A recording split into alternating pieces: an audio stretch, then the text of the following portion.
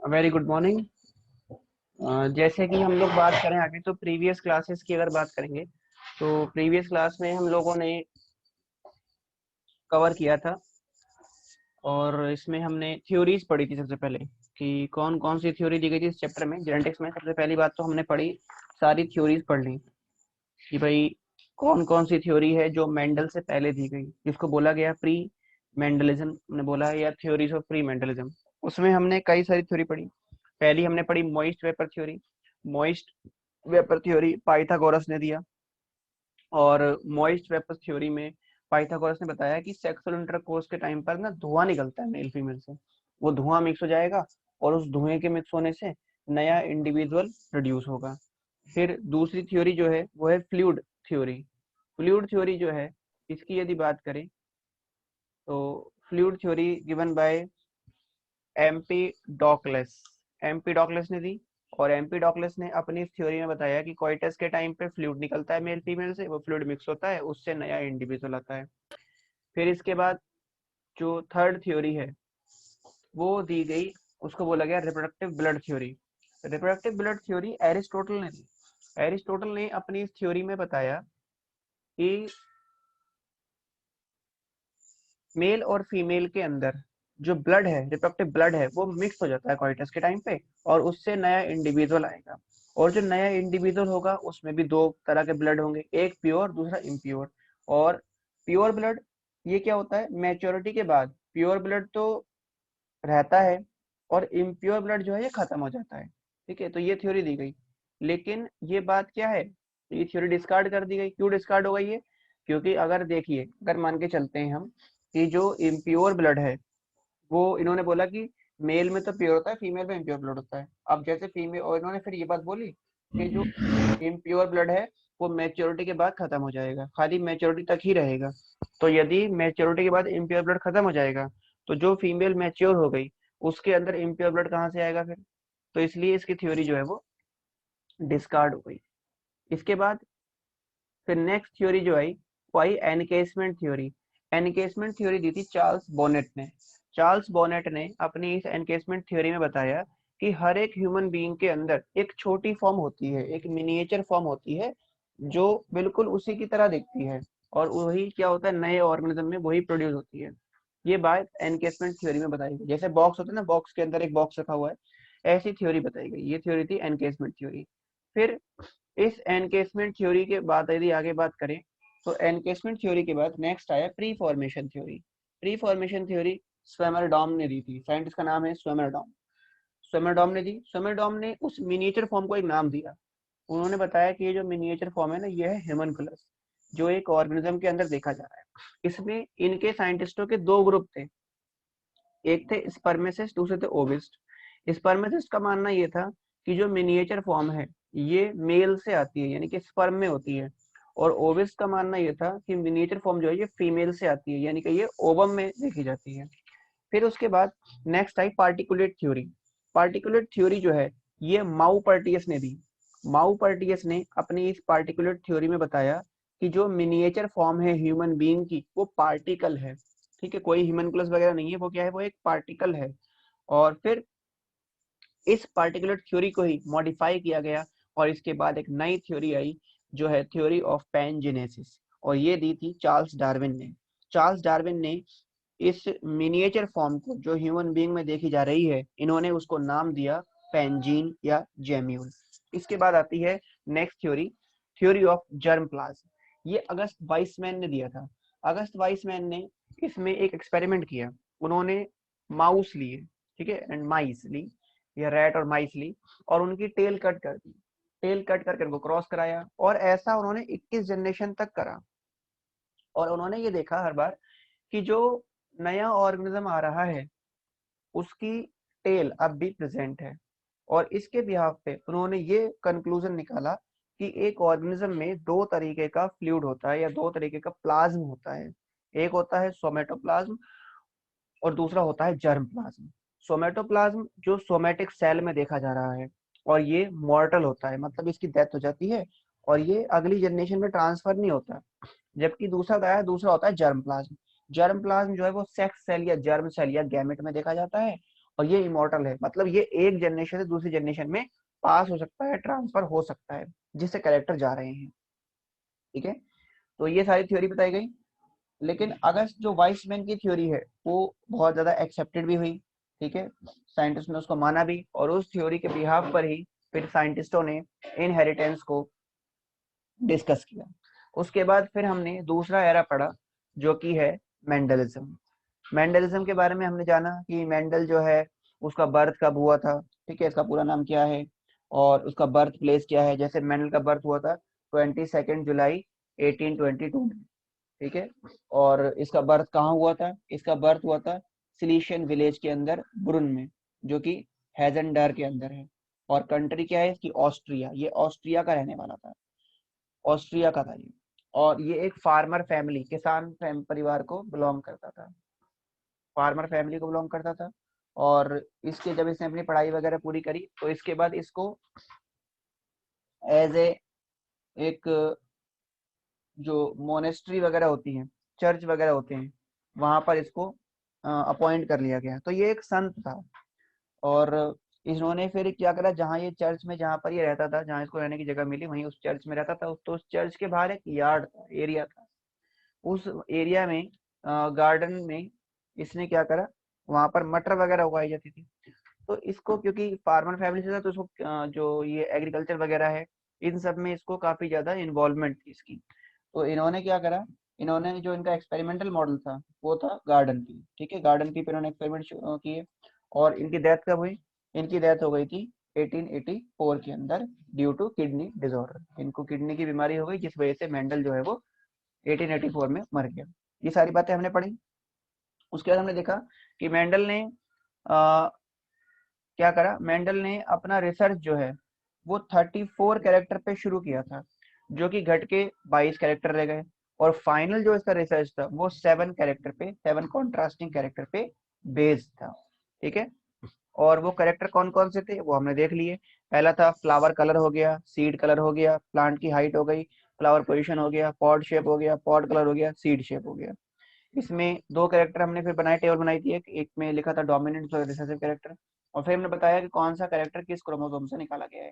जैसे flower colour और seed colour ये पहले क्रोमोसोम से लिया गया, प्लांट हाइट और फ्लावर पोजीशन और पॉड शेप ये चौथे क्रोमोसोम में है, पॉड कलर पांचवें क्रोमोसोम से,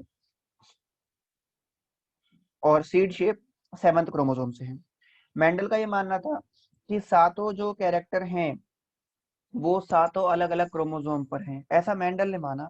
मेंडल का ये यकीन बिलीव था कि जो 7 कैरेक्टर उसने लिए हैं ये सातों एक ही क्रोमोसोम पे नहीं है, ये सातों के सातों अलग अलग क्रोमोसोम के ऊपर है।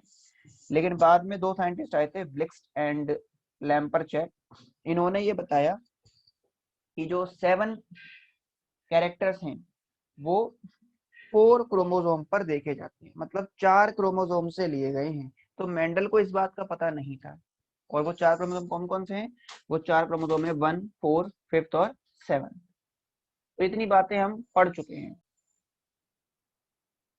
अब हम यहाँ से आगे बात करेंगे, यहाँ तक हम समझ चुके हैं। अब इससे आगे देखते हैं। इससे आगे यदि बात करें तो हम ये बोल सकते हैं, यदि मेंडल को ये बात पता होती कि भाई ये जो कैरेक्टर हैं वो 4 क्रोमोसोम से लिए गए हैं, या एक ही क्रोमोसोम से 2 कैरेक्टर भी आ रहे हैं, 1 से 3 कैरेक्टर भी आ रहे हैं, ये बात अगर मेंडल को पता होती तो मेंडल लॉ ऑफ लिंकेज को डिस्कवर क्या करता, मेंडल इसको डिस्कवर कर लेता, मतलब लिंकेज के बारे में बता सकता था। तो हम ये बोल सकते हैं,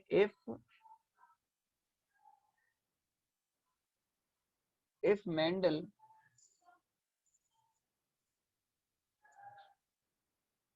could have known this,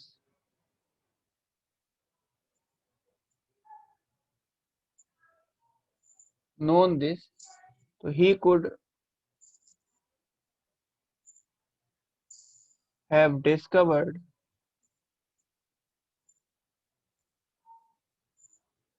law of linkage. तो मेंडल लॉ ऑफ लिंकेज के बारे में बता चुका होता, लेकिन उसको इसके बारे में कोई आइडिया नहीं था। अब मेंडल ने क्या करा, मेंडल ने ना 14 प्योर ब्रीडिंग वैरायटी ली अपने एक्सपेरिमेंट के लिए।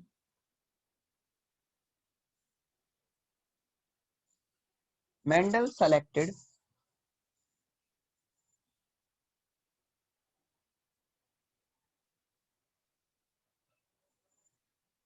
14 pure breeding varieties for his experiment, for his experiment। Variety का मतलब होता है यहाँ पे प्लांट कि उसने 14 प्योर ब्रीडिंग प्लांट लिए। प्योर ब्रीडिंग का मतलब जिनके अंदर एक ही कैरेक्टर हो, एक ही तरह का कैरेक्टर हो। तो ऐसे 14 प्योर ब्रीडिंग प्लांट लिए इन्होंने अपने एक्सपेरिमेंट के लिए। और यदि कैरेक्टर पूछता है कितने लिए थे, तो ये जो 14 हैं ये कैसे हुए, ये होगा इसमें 7 वैरायटी हो गई dominant pure, 7 varieties dominant pure हैं, और 7 varieties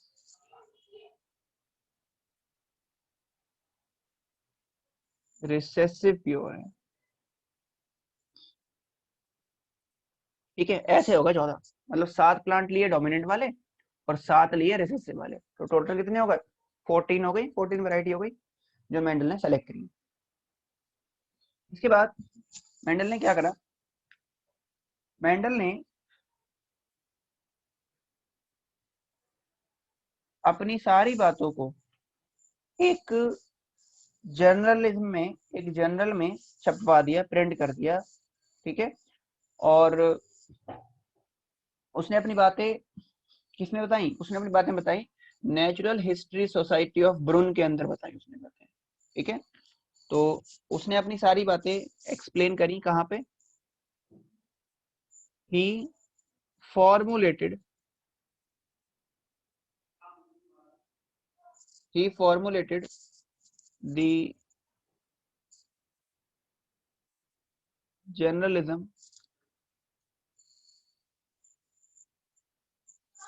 which read at 2 meetings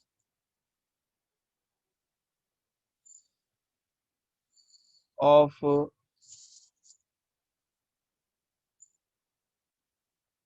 natural history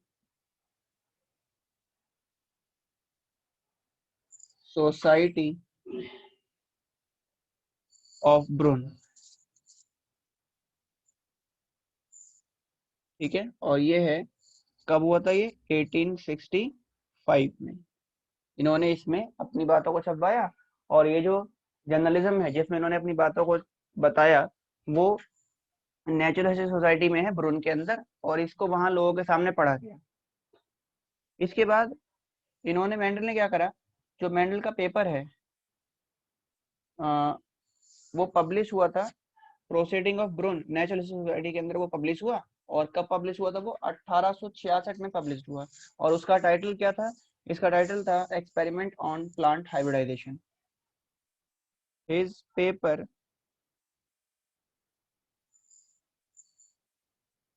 paper का टाइटल है experiment, experiment on plant hybridisation.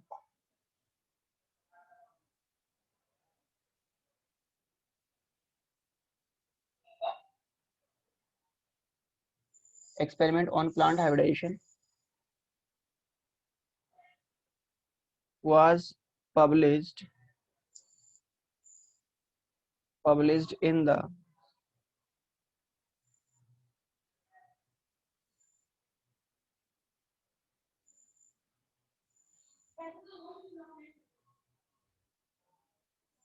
proceeding of Brunn Natural Science Society, Natural Science Society। और ये कब पब्लिश हुआ था? ये पब्लिश हुआ था 1866 में। ठीक है, तो ये सारी बातें मेंडल ने करी, इस तरह से उसने अपने वर्क को पब्लिश किया। लेकिन उसके वर्क को ज्यादा सब पढ़ा नहीं गया, माना नहीं गया। अब मेंडल ने अपने काम के लिए क्या क्या स्ट्रेटजी अपनाई उसको हम एक बार देख लेते हैं। तो नेक्स्ट हम बात करते हैं स्ट्रेटजीज ऑफ मेंडल्स पर। मेंडल के वर्क की क्या क्या स्ट्रेटजीज थी।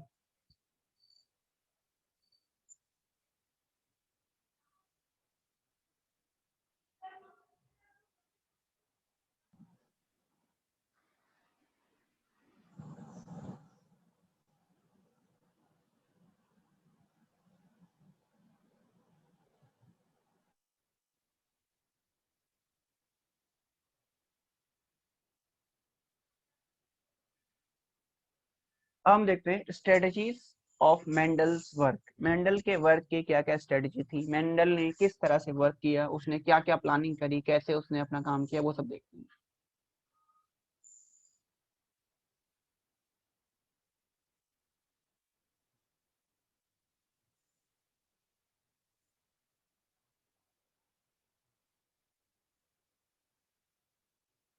स्ट्रेटजीज ऑफ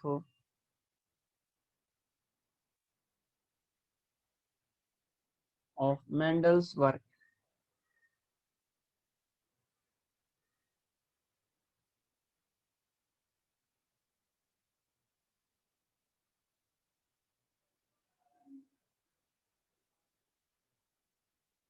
देखिए, मेंडल ने क्या करा, जो प्योर लाइन वैरायटी है, प्योर लाइन वैरायटी के जो पेरेंट्स हैं उनको सेलेक्ट किया।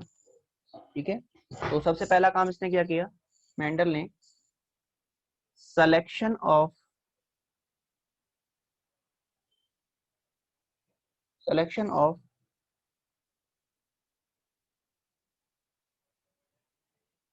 प्योर लाइन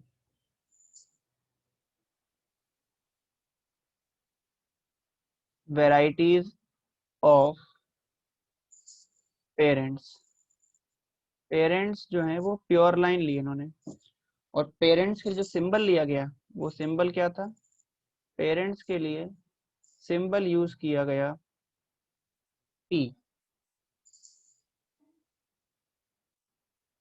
ठीक है,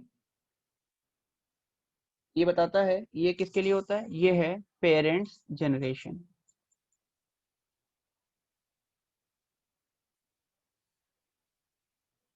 उसके बाद फिर जो सेलेक्टेड पेरेंट्स हैं, जो इसने पेरेंट सेलेक्ट किए हैं, उनका हाइब्रिडाइजेशन करा दिया।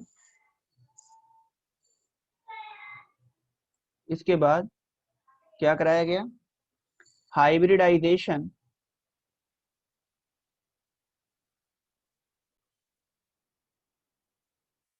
इसके बाद इन्होंने क्या करा, पेरेंट सेलेक्ट करने के बाद उनका कराया hybridization. Hybridization of parents, hybridization करा दिया। एंड उससे क्या होगा फिर, obtain F1 generation.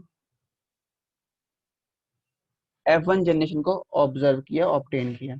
F1 generation, या हम बोल सकते हैं इसको फर्स्ट जनरेशन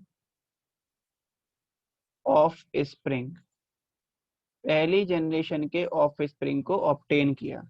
और इसको हम किससे रिप्रेजेंट करते हैं, इसको हम रिप्रेजेंट करते हैं F1 से। ऐसे F1 लिख सकते हैं या फीलियल 1 लिख सकते हैं। ठीक है, ऐसे हम इसे रिप्रेजेंट करते हैं। इसके बाद जो F1 जनरेशन आई, अब उस F1 का सेल्फ फर्टिलाइजेशन करवा दिया इन्होंने।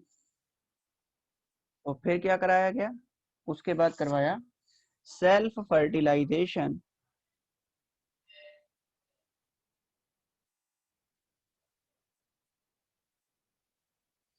Self fertilization of F1 hybrid. F1 में हाइब्रिड आएंगे ना, क्योंकि एक आपने दूसरा पेरेंट्स लिया, दूसरा पे लिया, दोनों को मिक्स कर दिया तो हाइब्रिड आएगा। तो F1 हाइब्रिड का फिर सेल्फ फर्टिलाइजेशन करवाया और इससे क्या हुआ, टू प्रोड्यूस नेक्स्ट जनरेशन, इससे नेक्स्ट जनरेशन प्रोड्यूस हुई।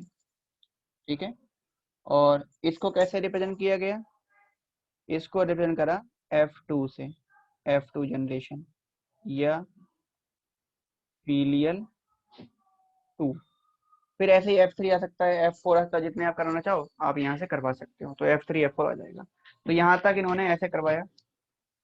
ये स्ट्रेटजी थी मेंडल की जो उसने अपने एक्सपेरिमेंट में यूज की, और हर एक कैरेक्टर को, जो उन्होंने 7 अलग अलग कैरेक्टर लिए थे, हर एक कैरेक्टर को मेंडल ने इसी तरह से क्रॉस कराया, इसी तरह से उसने अपना वर्क परफॉर्म किया, और जो रिजल्ट आए उस रिजल्ट को मेंडल ऑब्जर्व करता गया। ठीक है, अब हमारे पास एक क्वेश्चन आता है कि मेंडल ने पी प्लांट को ही क्यों सेलेक्ट किया, क्या कारण थे पी प्लांट को सेलेक्ट करने के। तो हम रीजन देखते हैं कि मेंडल ने अपना एक्सपेरिमेंटल मॉडल गार्डन पी ही क्यों लिया। तो उस रीजन को अब हम समझते हैं। ये नोट कर लिया होगा आप सभी ने। अब बात करते हैं हम लोग रीजंस की, कि मेंडल ने पी प्लांट को ही या गार्डन पी को ही एक्सपेरिमेंटल मॉडल के रूप में क्यों सेलेक्ट किया। हमारे पास आता है reasons for selection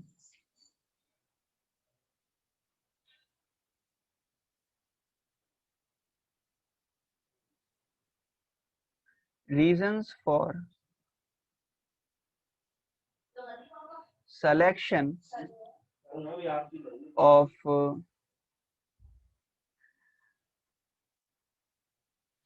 garden pea by Mendel।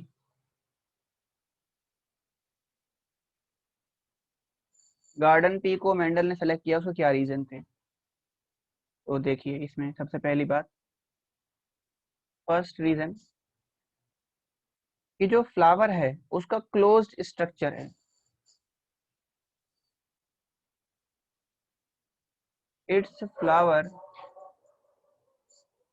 Has a closed structure.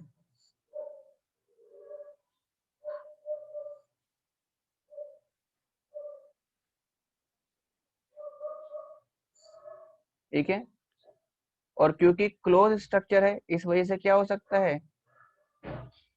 Hence इसमें सेल्फ पॉलिनेशन हो सकता है। तो सेल्फ पॉलिनेशन से क्या होगा, ट्रू ब्रीडिंग प्लांट आसानी से आ जाएंगे। Hence it can only undergo self pollination।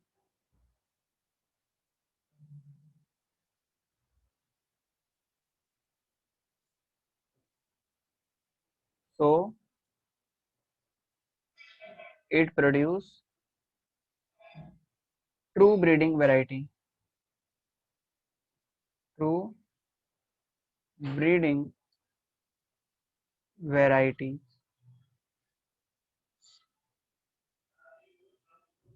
ठीक है,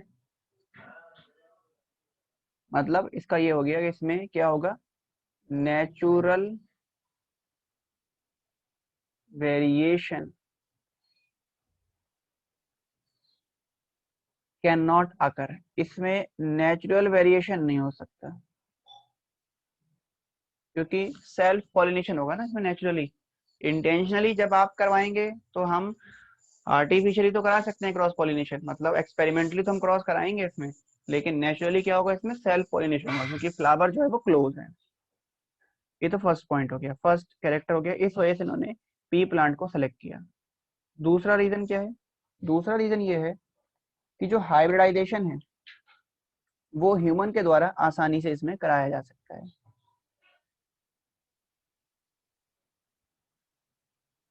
हाइब्रिडाइजेशन, या इसको बोलते हैं हम लोग cross pollination.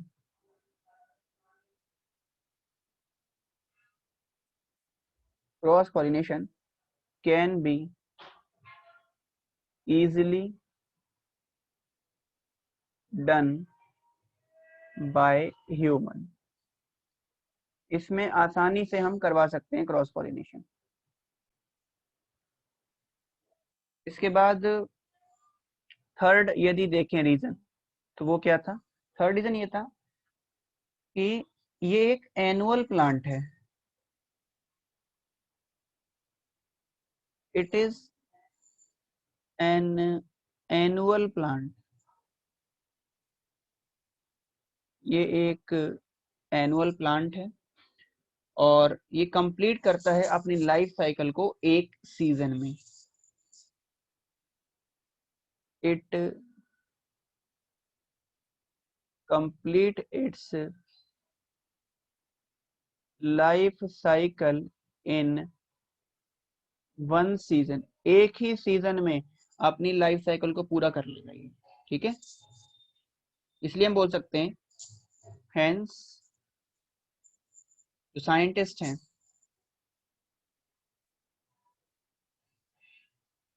Can easily study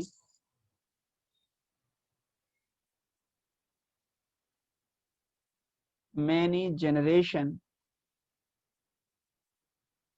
of it। इसकी कई जनरेशन को आसानी से ऑब्जर्व किया जा सकता है, स्टडी किया जा सकता है।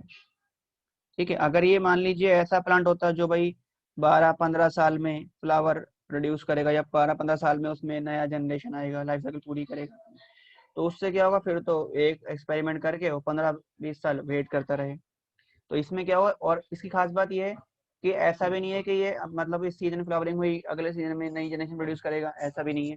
ये उसी सीजन में, एक ही सीजन में अपनी लाइफ साइकिल पूरी कर देगा, मतलब एक ही सीजन में नई जनरेशन को प्रोड्यूस भी कर देगा।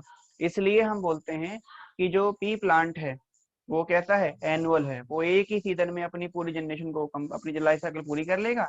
और जब लाइफ साइकिल एक जनरेशन पूरी करेगा तो इसलिए उसी सीजन में, जो वो एक सीजन होगा उसके अंदर साइंटिस्ट को कई सारी जनरेशन, मतलब उस सीजन में वो उसकी जनरेशन को ऑब्जर्व कर सकता है, स्टडी कर सकता है। तो इसलिए अपने लाइफ साइकिल में साइंटिस्ट अपने लाइफ टाइम में इसकी कई जनरेशन को स्टडी कर सकते हैं। इसके बाद नेक्स्ट पॉइंट हमसे कहता है, फोर्थ जो इसका रीजन है वो ये है, इसकी प्रोडक्टिविटी रेट जो है वो हाई है। It's productivity and rate of seed formation, seed production,